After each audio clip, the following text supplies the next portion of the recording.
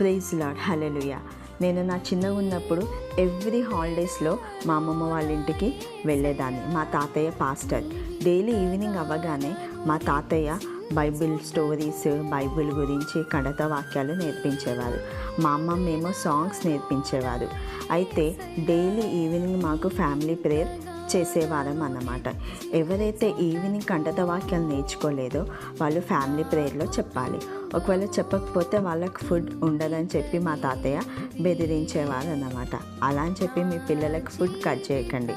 ఆ తర్వాత మా తాతయ్య ఎవరైతే దేవుని వాక్యం నేర్చుకోరో, ఎవరైతే దేవునిలో ఉండరో వాళ్ళు సాతాను పిల్లలని పిలువబడతారని మాతో చెప్పేవారు.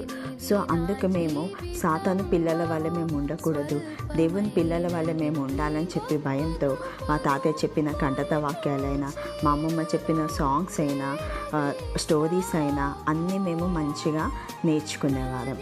అదేవిధంగా మా మమ్మీ కూడా మా విషయంలో డైలీ ఫ్యామిలీ ప్రేయర్ చేయించేవారు, కంఠత వాక్యాలు నేర్పించేవారు.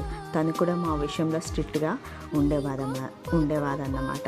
అయితే మీరు ఈరోజు మీ పిల్లలకి ఎలాంటి ఫౌండేషన్ ఇస్తున్నారు, వాళ్ళ పునాది ఏ విధంగా ఉన్నది, మీ పిల్లలని మీరు స్పిరిచువల్గా పెంచుతున్నారా లేకపోతే లోకానుసారంగా పెంచుతున్నారా మీరే చెక్ చేసుకోండి.